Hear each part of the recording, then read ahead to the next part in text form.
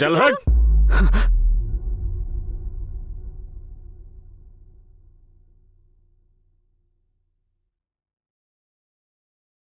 টাকা উসুল করবার অনেক পদ্ধতি জানা আছে। নমস্কার, আমি রানী চ্যাটার্জি আর আপনাদেরকে স্বাগত জানাচ্ছি ক্রাইম চক্রের একটা নতুন এপিসোডের নতুন ঘটনায়। আমাদের জীবনটাই যখন দেন উপরওয়ালা, তখন কাউকে মেরে ফেলার অধিকার আমাদের কে দিয়েছে? সমাজে যে হারে হত্যার ঘটনা বেড়ে চলেছে, আজ আমি আপনাদের সামনে নিয়ে আসছি সত্যি ঘটনা অবলম্বনে আরও একটা অপরাধের ঘটনা। যেভাবে আমাদের এই সমাজে হত্যাকাণ্ড বেড়েই চলেছে, সেখানে আপনি কি বলতে পারি যে আমরা সত্যি মানুষ? আমরা কি সভ্য সমাজে বাস করি, নাকি কোনো জঙ্গলে বাস করি?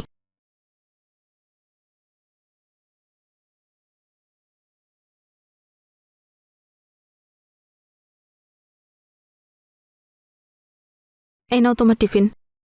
আরে শোনো না, কি হলো? কিছু কথা তো বলো, রাগ করে আছো? আমি কোনো কথাই বলতে চাই না। তোমার কাছে আমার জন্য সময় কোথায়? সবসময় শুধু কাজ কাজ আর কাজ। কি করব? এত পরিশ্রম তো তোমার জন্যই করছি, যাতে তোমাকে জীবনের সব আনন্দ দিতে পারি। তুমি রেন্টের ট্যাক্সি চালাও, সারা দিন কাজের মধ্যে থাকো। আমার জন্য সময় কোথায় তোমার? আর এটা একটা কাজ হলো? আমরা এত বড় বাড়িতে থাকি আর তুমি ট্যাক্সি চালাও।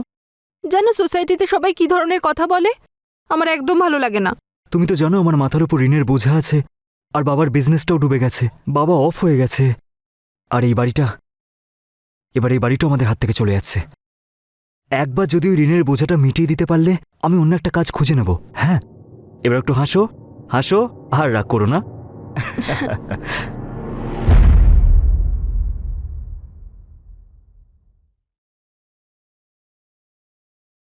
সত্যি বলবো ভাই, মাথা খারাপ হয়ে যাচ্ছে, বাঁচার ইচ্ছেটাই চলে যাচ্ছে।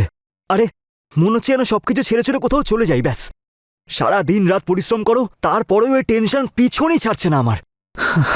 পরিবারকেও টাইম দিতে পারছি না, আর এই ট্যাক্সি চালানোর কাজ। তারপর যাবে কোথায়? উপরে।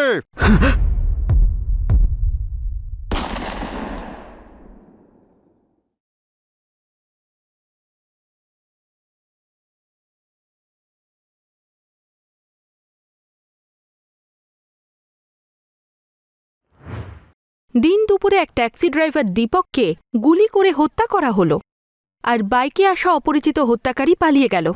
দীপককে সঙ্গে সঙ্গেই পাশের সরকারি হসপিটালে নিয়ে গিয়ে ভর্তি করে দেওয়া হলো, কিন্তু দীপক হসপিটালেই মারা গেল। আসলে কি কারণ থাকতে পারে এই হত্যার পিছনে? শুনুন, আপনি শান্ত হন।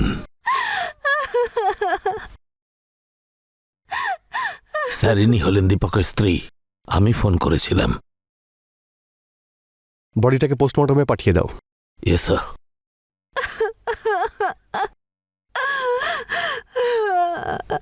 দেখুন, আপনি একটু শান্ত হন।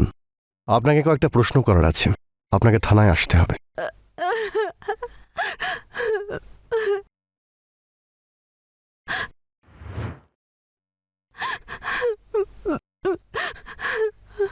প্লিজ।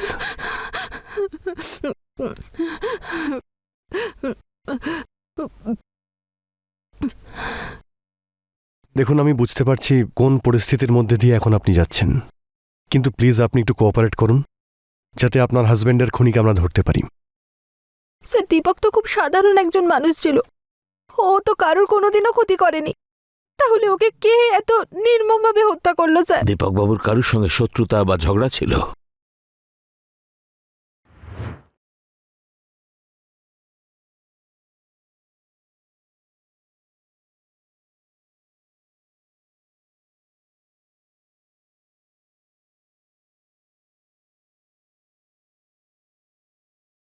এই বল বল বল, কোথায় আমার টাকা? বল। দেখুন দাদা, দেখুন, আমি আপনার টাকা ঠিক মিটিয়ে দেবো। এখন আমার কাজের অবস্থা ভালো না, তাই আস্তে আস্তে সব টাকা দিয়ে দেবো। এই, তোর কাজ আস্তে আস্তে চলুক বা দৌড়ক, যদি আমি আমার টাকা না পাই না, তাহলে কি করছেন আপনি? চল হাট।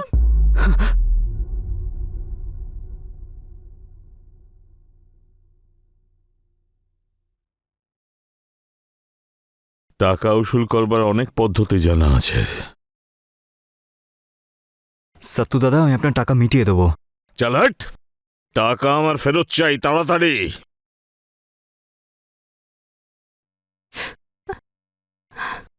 তুমি এক কাজ করো, তুমি আমার সব গয়না বেচে দাও, কিন্তু ধার শোধ করে দাও তুমি। পাগল হয়ে গেছো নাকি? আমি সব দিয়ে দেবো। আর তুমি আমার কথা মন দিয়ে শোনো, যদি বাই চান্স আমার কিছু হয়ে যায় না, তখন তুমি ইন্স্যুরেন্সের টাকা দিয়ে এইসব ধার শোধ করে দিয়ে একটা ভালো জীবন কাটিয়ে নিও প্লিজ। এসব কি বলছো তুমি? তুমি এটা জানো না, সত্তু দাদা খুব ডেঞ্জারাস লোক। এই সত্তর ব্যাপারে খোঁজ নাও আর ওকে নিয়ে এসো। স্যার, আচ্ছা, আপনি তাহলে এখন আসতে পারেন। আমাদের প্রয়োজন হলে আপনার সঙ্গে কন্ট্যাক্ট করে নেব। আপনি চিন্তা করবেন না, আমরা আপনার হাজবেন্ডের খুনিকে অবশ্যই ধরব। ঠিক আছে স্যার।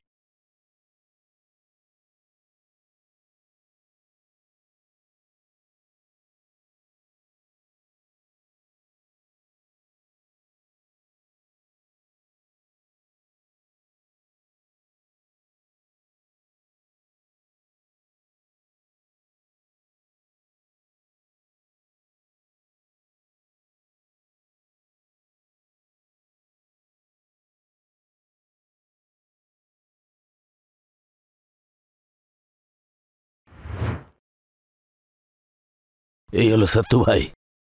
স্যার, আমায় কেন তোলা হয়েছে? কি করেছি আমি? দীপককে খুন করার পরে আবার জিজ্ঞেস করছিস কি করেছি? স্যার, আমি কেন ওকে প্রাণে মারবো? কারণ ও তোর কাছ থেকে টাকা নিয়েছিল। হ্যাঁ স্যার, আমি সুদে টাকা খাটানোর ব্যবসা করি। দীপক আমার থেকে 6 লাখ টাকা নিয়েছিল, কিন্তু ফেরত দিচ্ছিল না। তাই তুই ওকে মেরে ফেলবি? না স্যার, দেখুন আমি ধান্দা করে খাই, টাকা সুদে কাটানোই আমার কাজ। হ্যাঁ, এখন যে মানুষের থেকে আমি টাকা ফেরত পাবো তাকে কেন আমি প্রাণে মারবো? তাতে কি আমার টাকা ফেরত চলে আসবে? সেই মানুষটা বেঁচে থাকলে তবেই তো আমার লাভ হবে। একে আটকে রাখো যতক্ষণ না তদন্ত শেষ হচ্ছে। স্যার, স্যার, স্যার শুনছেন?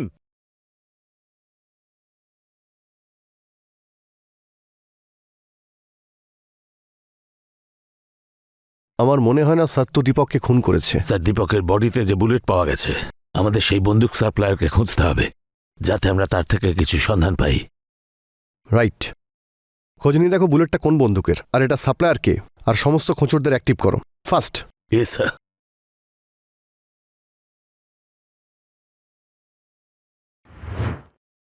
পুলিশ সত্তু ভাইকে জিজ্ঞাসাবাদ করল, আর পুলিশ এটা জানতে পারল যে দীপককে সত্তু ভাই মারেনি। তাহলে কি সত্যিই দীপকের খুনের পিছনে সত্তু ভাইয়ের হাত ছিল না? একদিক থেকে ভেবে দেখতে গেলে হয়তো সত্তু ভাইয়ের কথা বিশ্বাস করা যেতেই পারে। দীপকের হত্যার ঘটনার রহস্য বাড়তেই থাকছিল। দীপকের সাথে সাথে কি রসিকার প্রাণেরও ভয় রয়েছে? এমন কেউ আছে যে রসিকাকে বারবার লুকিয়ে লুকিয়ে দেখছিল। পুলিশ তাদের তদন্ত জারি রেখেছিল, আর তখনই পুলিশের হাতে একজন অস্ত্র সাপ্লায়ার ধরা পড়ে। দেখুন স্যার, এ হলো মুন্না, মাল সাপ্লাই করে থাকে। স্যার ক্ষমা করে দেবেন, পেটের দায়ে কোনো না কোনো কাজ তো আমাদের করতেই হয়, আর অন্য কোনো কাজ তো আমি পারিও না স্যার, শুধু এটাই পারি, আর এতে ঝট করে টাকাও পাওয়া যায়। তুই টাকা পাওয়ার জন্য অবৈধ কাজ করবি? তুই জানিস তোদের মতো লোকেদের জন্য ক্রাইম কত বেড়ে গেছে? স্যার এইসব কিছু শুনে আমাদের কি হবে? ক্রাইম বাড়ুক বা কমুক, আমাদের কাজ হলো বন্দুক বিক্রি করা, আর বন্দুক কে নেবে, সেটা দিয়ে কি করবে, কাকে খুন করবে, তাতে আমাদের কি যায় আসে? কিন্তু আমাদের যায় আসে। আইন ব্যবস্থাকে ঠিক রাখতে এটা আমাদের দরকার। তুই সত্যি করে বল, MK সিরিজের বন্দুক তুই 15 দিনের মধ্যে কাকে কাকে বেচেছিস? এত বন্দুক বিক্রি করি আর এত গ্রাহক নিতে আসে, এসব কি করে মাথায় রাখবো? সোজা আঙুলে ঘি উঠবে না। একে এত মার মারো, বন্দুক তো দূরের কথা, বুলেটের নাম্বারও যেন ওর মনে পড়ে যায়। স্যার, বল বল, মুখ খোল, বল। স্যার লাগছে। মুন্নাকে জিজ্ঞাসাবাদ চলছিলই, আর মুন্না এত সহজে সবকিছু বলে দেবে এমন লোক নয়। পুলিশ ডিপার্টমেন্ট নিজেদের তরফ থেকে সম্পূর্ণ প্রচেষ্টা চালাচ্ছিল। বিশেষ করে অবৈধ কারবারের সঙ্গে যারা যুক্ত রয়েছে তাদের থেকে আইনকে বেশি ভয় পায় এর পিছনে যারা যুক্ত রয়েছে তারা। আর অন্যদিকে উপযুক্ত প্রমাণ সাক্ষ্য না পাওয়ার জন্য ওই সত্তু ভাই জামিন পেয়ে গিয়েছিল। তারপর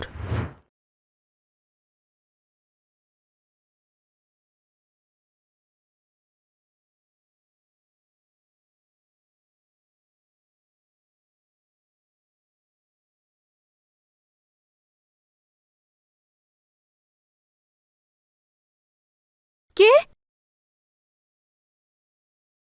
কে ওখানে?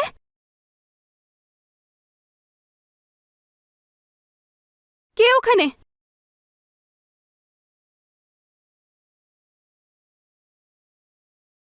কে?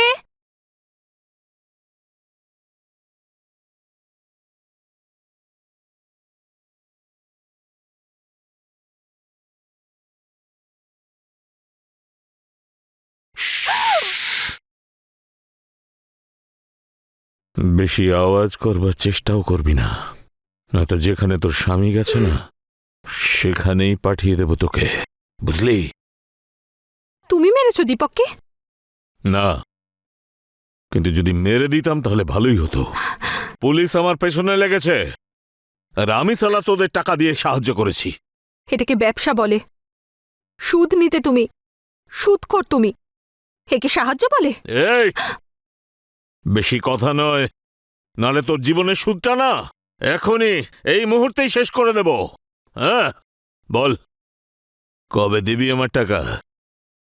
সে তো দীপক নিয়েছিল, আর দীপক তো আর নেই। তাহলে কিসের টাকা? এই, বেশি চালাকি দেখাবি না। যদি আমি আমার টাকাটা না পাই না, তাহলে মনে রাখবি। দিয়ে দেব। দীপকের ইন্স্যুরেন্সের টাকা ঢুকবে, তখন তোমার টাকা আমি দিয়ে দেব। এক মাসের সময় দিলাম।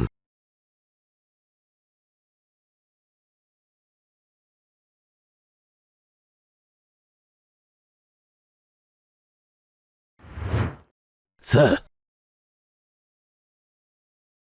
কি হয়েছে? কিছু ইনফরমেশন পেলে? স্যার, ওকে কয়েক ঘা দিতেই ও তখনই এম সিরিজের বন্দুক কাকে কাকে বেঁচেছে তাদের স্কেচ করিয়ে দিয়েছে। এই স্কেচগুলো তুমি সব থানাতে ছড়িয়ে দাও। Okay sir. মনে হয় না এই কাজটা কোনো হিস্ট্রি শিটারের। কেন স্যার? যে দূরত্ব থেকে গুলি করা হয়েছে তাতে মনে হচ্ছে কাজটা নতুন কারো। এমকে সিরিজের বন্দুক বেশিরভাগ লোক কিন্তু ব্যবহার করে না, কারণ এটা ডেইলি ইউজ হয়ে গেছে, আর এটা খুবই সস্তা, আর বেশিরভাগ ধরা পড়ার চান্স থাকে। এমনটা কেন স্যার? এমকে সিরিজের ফুল ফর্ম হলো মার্ক, আর এটা খুব সহজেই অ্যাভেলেবল।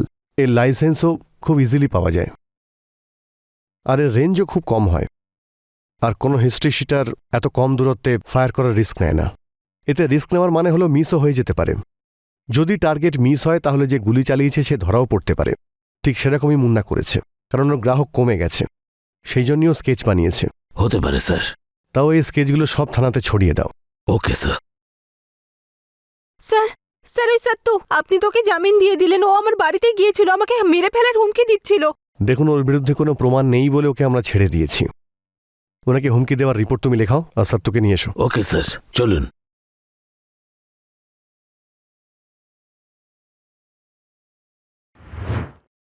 একদিকে দীপকের হত্যাকারীর খোঁজ পুলিশের কাছে একটা চ্যালেঞ্জ হয়ে দাঁড়িয়েছিল, আর অন্যদিকে সত্তুর এই ওপেনলি রসিকাকে হুমকি দেওয়া।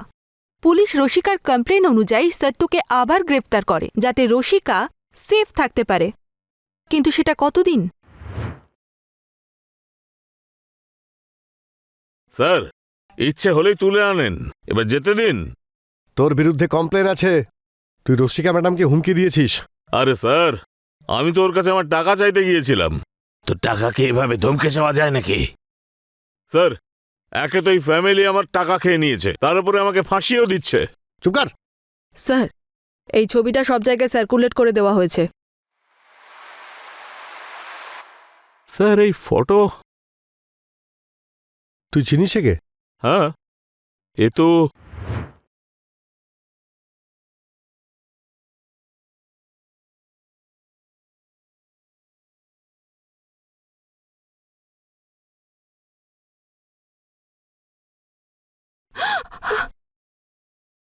ঋষি, তুমি তুমি তো ভয় পাইয়ে দিয়েছিলে।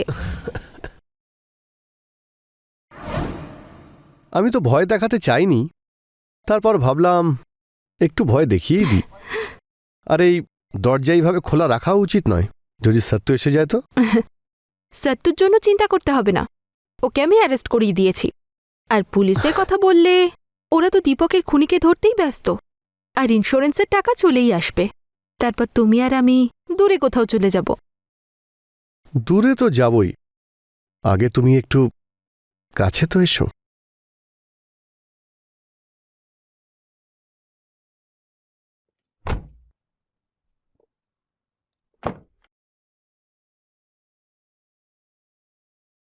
বাহ,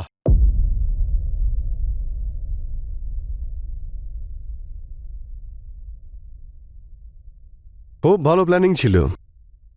পুলিশ এতটাও বোকা নয় যতটা আপনি ভেবেছিলেন। আমি আপনার বাড়ির বাইরে একজন কনস্টেবলকে রেখে দিয়েছিলাম নজর রাখার জন্যে, আর তাছাড়া সত্তু আমাদের ওর পরিচয় দিয়েই দিয়েছে। নিয়ে চলো দুজনকে, চলো।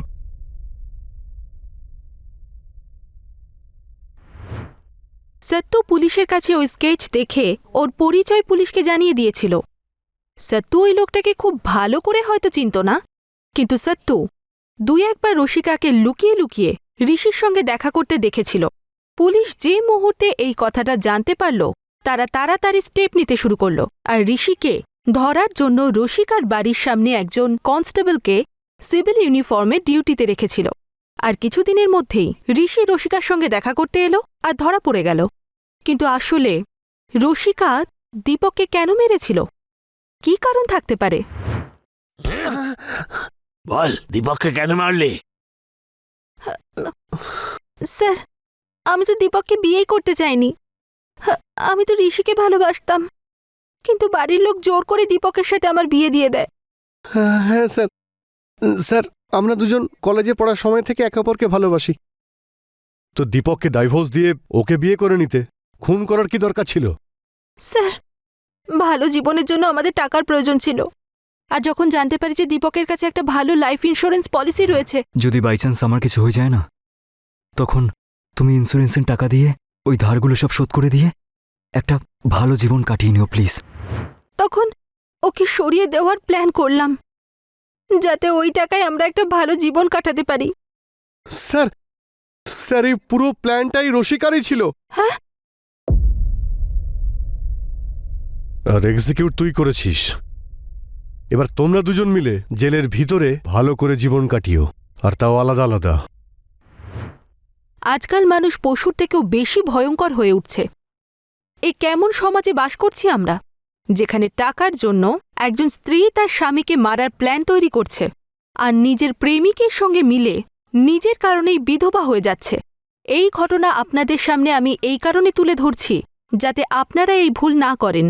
আমাদের একটা ভালো সমাজের প্রয়োজন, যেখানে আমাদের ভবিষ্যৎ প্রজন্ম শান্তিতে বসবাস করে। আমি রানী চ্যাটার্জি এখন আপনাদের থেকে বিদায় নিচ্ছি। আবার দেখা হবে ক্রাইম চক্রের একটা নতুন এপিসোডের নতুন ঘটনাকে সঙ্গে নিয়ে। ততক্ষণ সাবধান থাকবেন, সতর্ক থাকবেন, আর দেখতে থাকবেন ক্রাইম চক্র। জয় হিন্দ।